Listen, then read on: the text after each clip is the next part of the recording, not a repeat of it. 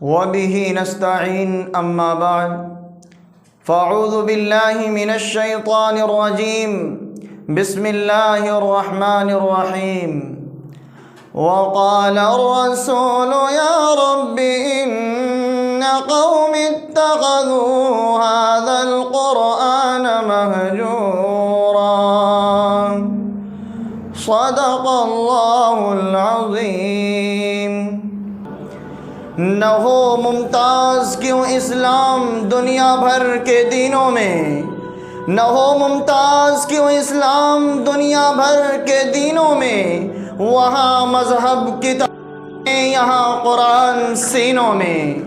واجب الاحترام اور میری آواز کو سننے والے ناظرین و سامعین، السلام علیکم ورحمۃ اللہ وبرکاتہ۔ ناظرین، آج ہم دیکھتے ہیں کہ دنیا کے گوشے گوشے اور دنیا کے چپے چپے سے یہ صدا گونج رہی ہے کہ آج مسلمان ہر جگہ ذلیل و رسوا نظر آ رہے ہیں، آج مسلمان ہر جگہ ذلت و پستی کے شکار نظر آ رہے ہیں۔ جگہ جگہ مسلمانوں کے سامنے یہ سوال کھڑا کیا جاتا ہے کہ آخر مسلمانوں کے پستی کا علاج کیا ہے، آخر مسلمانوں کے ذلیل و رسوا ہونے کی وجہ کیا ہے، آخر مسلمانوں کے بربادی کی وجہ کیا ہے؟ تو جواب یہ ملتا ہے کہ ہم مسلمان ہیں اس لیے پریشان ہیں۔ نعوذ باللہ، مطلب یہ نکلا کہ اگر ہم مسلمان نہ ہوتے تو پریشان نہ ہوتے۔ نوجوانوں اور مسلمانوں، اسلام ہماری پریشانی کی وجہ نہیں ہے، قرآن ہماری بربادی کی وجہ نہیں ہے۔ ہماری بربادی کی وجہ یہ ہے کہ ہم نے اللہ کے رسول علیہ السلام کی لائی ہوئی تعلیمات کو ٹھکرایا، ہم نے اللہ تبارک و تعالیٰ کے بتائے گئے طریقے کے مطابق ہم نے زندگی نہیں گزاری، ہم نے اللہ تبارک و تعالیٰ کے فرمان کو بھی ٹھکرا دیا۔ ہماری زندگی صحیح نہج پر، صحیح ڈھنگ پر کیسے چل سکتی ہے؟ مسلمان اگر زندگی گزارتا ہے اللہ کے اس فرمان کے مطابق، اللہ کا فرمان یہ ہے وَلَا تَهِنُوا وَلَا تَحْزَنُوا وَأَنْتُمُ الْأَعْلَوْنَ إِن كُنتُم مُّؤْمِنِينَ۔ مسلمانوں، تمہیں رنجیدہ ہونے کی ضرورت نہیں ہے، کبیدہ خاطر ہونے کی ضرورت نہیں ہے۔ کوئی مائی کا لال ترچھی نگاہ سے بھی دیکھ نہیں سکتا۔ شرط یہ ہے کہ تمہاری زندگی کے اندر ایمان زندہ ہو، شرط یہ ہے کہ تمہاری زندگی کے اندر محمد الرسول اللہ صلی اللہ علیہ وسلم کا کردار نمایاں ہو، شرط یہ ہے کہ تمہاری زندگی محمد صلی اللہ علیہ وسلم کی لائی ہوئی تعلیمات کو عملی جامہ بنانے والی ہو۔ ہم سال بھر، ہم میں سے اکثریت مسلمانوں کی یہ ہے کہ نہ تو قرآن پڑھنے کی توفیق ہوتی ہے اور نہ ہی اس کے سمجھنے کی کوشش کرتے ہیں۔ میں اس موقع پر حضرت مفتی تقی صاحب عثمانی دامت برکاتہم العالیہ، جو انہوں نے اپنی کتاب خطبات رمضان کے اندر درج کی ہے، اس میں انہوں نے لکھا کہ قرآن کا مسلمانوں کے اوپر 3 حقوق ہیں۔ بنیادی حق یہ ہے کہ قرآن ایسی کتاب ہے جس کی تلاوت کی جانی چاہیے، اور اس قرآن کی تلاوت کے لیے ضروری یہ ہے کہ اس کے حروف کی ادائیگی صحیح ہو، کیونکہ بہت سارے مقامات اور بہت سارے حروف ایسے ہوتے ہیں کہ جن کے صحیح نہ ہونے کی وجہ سے نماز نہیں ہوتی ہے۔ اس لیے مسلمانوں کے لیے ضروری یہ ہے کہ قرآن کریم کی تلاوت کریں۔ ایک دور تھا، اسلام کا خاصہ تھا کہ مسلمانوں کی بستیوں میں فجر کی نماز کے بعد مسلم گھرانوں سے قرآن پاک کی تلاوت کی آوازیں گونجتی نظر آتی تھی، ہر گھر کا بچہ قرآن کریم پڑھتا نظر آتا تھا۔ لیکن افسوس اور حیرت کی بات ہے کہ آج ہم اپنے گھروں کا جائزہ لیں، ہمارے گھر کا نوجوان ہو، ہمارے گھر کے بچے اور بچیاں ہوں، صبح کی اذان ہوتی ہے، صبح ہوتی ہے اور ان کے ہاتھوں میں ٹیلی فون نظر آتا ہے، ان کے ہاتھوں میں موبائل نظر آتا ہے، ان کے ہاتھوں میں کچھ اور ہی چیز نظر آتی ہے۔ ان کے ہاتھوں میں نظر آتا ہے کہ وہ موبائل دیکھ رہے ہیں، ان کو کسی نے یاد کر رکھا ہے، لیکن جس رب نے انہیں جس مقصد کے لیے پیدا کیا ہے اس مقصد کو بھلا دیتے ہیں۔ حضرت والا نے فرمایا کہ قرآن کریم کا پہلا حق یہ ہے کہ اس کی تلاوت کی جائے۔ دوسرا حق یہ ہے، اللہ تبارک و تعالیٰ نے مسلمانوں پر یہ عائد کیا کہ اس کو سمجھنے کی کوشش کریں، اس سے ہدایت حاصل کریں، کیونکہ یہ کتاب ہدایت نامہ ہے۔ اللہ تبارک و تعالیٰ نے اسے ھدی للمتقین فرمایا۔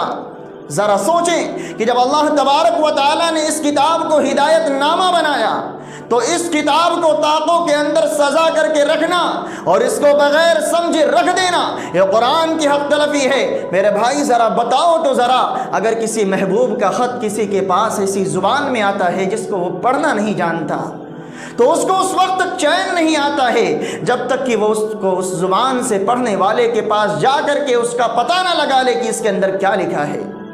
ایسا ہرگز نہیں ہو سکتا کہ وہ اس خط کو پڑھے بغیر، اس خط کو جانے بغیر اس خط کو طاقوں کے اندر سجا کر کے رکھ دے۔ آج مسلمانوں کا حال یہ ہو گیا کہ انہوں نے قرآن کریم کو طاقوں کے اندر سجانا شروع کر دیا، گھروں کے اندر سجانا شروع کر دیا، لیکن جس مقصد کے لیے اس قرآن کو بھیجا گیا تھا اس مقصد کو بالکل فراموش کر دیا۔ قرآن کریم یہ بنیادی چیز ہے مسلمانوں کے لیے۔ آج مسلمان پوری دنیا میں جس کی وجہ سے ذلیل ہو رہے ہیں، انہیں اللہ کے نبی علیہ السلام کا وہ فرمان یاد رکھنا چاہیے اور اللہ تبارک و تعالیٰ کا وہ قول یاد رکھنا چاہیے جو اللہ تبارک و تعالیٰ نے اپنے حبیب کے زبانی کہلوایا۔ وَقَالَ الرَّسُولُ يَا رَبِّ إِنَّ قَوْمِ اتَّخَذُوا هَذَا الْقُرْآنَ مَهْجُورًا، کہ کل قیامت کے دن وہ نبی جو رحمت للعالمین ہے، وہ نبی جو شفیع المسلمین ہے، کل قیامت کے دن رب ذوالجلال کی بارگاہ میں یہ عرض کرے گا کہ اے رب ذوالجلال، یہ میرے وہ امتی اور تیرے وہ بندے ہیں جنہوں نے اس قرآن کو بھلا دیا تھا، جنہوں نے اس قرآن کو ٹھکرا دیا تھا، جنہوں نے اس قرآن کو سیکھنے کی کوشش نہ کی تھی۔ اے دنیا کے انسانوں اور رہتی دنیا میں بسر کرنے والے اپنی زندگی مسلمانوں، ذرا سوچو تو صحیح کہ وہ نبی جو رحمت للعالمین ہے، وہ نبی جو شفیع المسلمین ہے، وہ نبی جو ہر انسان کے لیے جس کی سفارش آخری سہارا ہے، وہ نبی کل قیامت کے دن اگر رب ذوالجلال کی بارگاہ میں یہ شکایت درج کرا دے کہ رب ذوالجلال یہ میرے وہ امتی ہیں جنہوں نے قرآن کو چھوڑ دیا تھا، جنہوں نے قرآن کو ٹھکرا دیا تھا اور صبح صبح ان کی ہاتھوں میں ٹیلی فون نظر آتا تھا، تو اس وقت ہمارا اور آپ کا ٹھکانہ کیا ہوگا؟ ذرا ہم اس کو اپنے ذہن میں رکھ کر زندگی گزارنے کی کوشش کریں، اپنے ماحول کو چینج کریں۔ تیسرا اس قرآن کا بنیادی حق، حضرت والا نے فرمایا کہ اللہ تبارک و تعالیٰ نے اس قرآن کے اندر جو ہدایات دی ہیں ان کو اپنا عملی جامہ بنا لیا جائے، ان کو عملی جامہ پہنایا جائے۔ اللہ تبارک و تعالیٰ نے اگر اس قرآن کے اندر حکم دیا اے دنیا کے مسلمانوں شراب کے قریب مت جانا، ہمیں شراب کے قریب نہیں جانا ہے، اگر اللہ نے یہ حکم دیا ہے وَلَا تَقْرَبُوا الزِّنَا، اے دنیا کے مسلمانوں زنا کے قریب مت جاؤ، زنا کے قریب ہمیں نہیں جانا ہے۔ اے دنیا کے مسلمانوں اپنے بھائیوں کی غیبت نہ کرو، اپنے بھائیوں کی چغل خوری نہ کرو، اے دنیا کے مسلمانوں اپنے بھائیوں کا مذاق نہ بناؤ، اے دنیا کے مسلمانوں اپنے بھائیوں کو اگر دین نہ آئے تو ان کے دین نہ آنے کی بنیاد پر ان کا مذاق، ان کا تمسخر نہ بناؤ، اپنے گھروں کی عورتوں کو اسلامی تعلیمات کا رواج دو، خود قرآن سیکھو اور اپنے گھر والوں کو سکھاؤ۔ یہی تو نبی علیہ السلام کا فرمان ہے، تعلموا الفرائض وعلموا القرآن، کہ دنیا کے انسانوں قرآن سیکھو، قرآن کو سیکھو۔ اسی کو اللہ کے نبی علیہ السلام نے ایک جگہ فرمایا خیرکم من تعلم القرآن وعلمہ، کہ تم میں سب سے بہتر وہ ہے جو قرآن کو سیکھے اور سکھائے۔ میرے بھائیوں، میری ان تمام باتوں کا خلاصہ یہ ہے کہ اللہ تبارک و تعالی نے قرآن کی صورت میں ہمیں زندگی گزارنے کا ایسا دستور اور ایسا رہنما دیا کہ جس کی بنیاد پر ہم اپنے سیاسی، جس پر عمل پیرا ہو کر کے ہم اپنے سیاسی، سماجی، معاشی اور مذہبی مسائل کو حل کر سکتے ہیں۔ قرآن ایسی کتاب ہے کہ جس کو پڑھ کر کے ہم ضلالت و گمراہی کے اندھیروں سے نکل سکتے ہیں۔ قرآن ایسا پیش خیمہ ہے اور ایسا خزانہ ہے کہ جس کی بنیاد پر جس کو پڑھ کر کے ہم اپنی روحانی اور جسمانی بیماریوں کا علاج کر سکتے ہیں۔ قرآن وہ کتاب ہے کہ جس کی بنیاد پر ہم زمانے کے اندر انقلاب قائم کر سکتے ہیں۔ قرآن وہ کتاب ہے کہ جس کی بنیاد پر ہم اپنی کھوئی ہوئی عزت و وقار کو بحال کر سکتے ہیں۔ قرآن وہ کتاب ہے کہ جو اللہ تبارک و تعالیٰ کی طرف، اللہ کی رضا اور اس کی جنت کی طرف راستہ بتاتا ہے۔ قرآن ایسا خزانہ ہے کہ جس کی بنیاد پر ہم اپنے شہروں، اپنے گھروں کو خیر و برکت سے مالا مال کر سکتے ہیں۔ قرآن اصلاح و تربیت کا ایسا نظام ہے کہ جس کی بنیاد پر جو انسانوں کو، جس کے دلوں کی صفائی کر کے اس کو ایک بے مثال انسان بنا دیتا ہے۔ قرآن ایسا کتاب ہے اور ایسا امام ہے جو اپنے اقتدا کرنے والے کو زمانے بھر کا امام بنا دیتا ہے۔ قرآن ایسا باوفا ساتھی ہے کہ جو جس کے ساتھ وفا کرنے والا وہ اس کا ساتھ جنت کے اندر، دنیا کے اندر بھی نبھاتا ہے اور کل قیامت کے دن بھی اس کا ساتھ نبھائے گا۔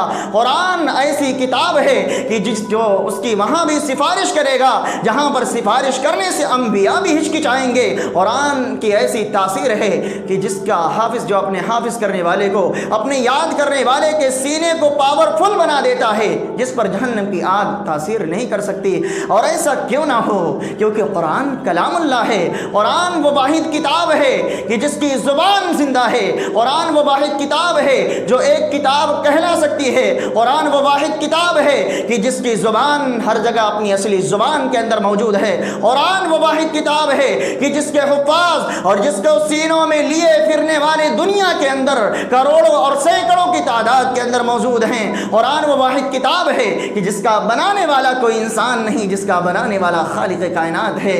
قرآن وہ واحد کتاب ہے کہ جس کے اندر ذرہ برابر بھی تبدیلی نہیں آئی۔ قرآن وہ واحد کتاب ہے کہ جس کی نظیر اپنی فصاحت و بلاغت پر ناز کرنے والے نہیں پیش کر سکے اور نہ قیامت تک پیش کر سکیں گے۔ قرآن وہ واحد کتاب ہے کہ جس کی تاثیر اور جس کی تعریف غیروں نے بھی کی۔ قرآن وہ واحد کتاب ہے کہ جو قیامت تک زندہ اور تابندہ رہے گی۔ میرے بھائیوں، اس لیے ہمیں اس قرآن کی تعلیمات کو اپنے گھروں کے اندر بھی زندہ کرنے کی ضرورت ہے۔ میں آپ کو بتاتا چلوں کہ آج ہم مسلمانوں کے درمیان سے قرآنی تعلیمات بالکل نکل چکی ہیں ہماری زندگیوں سے۔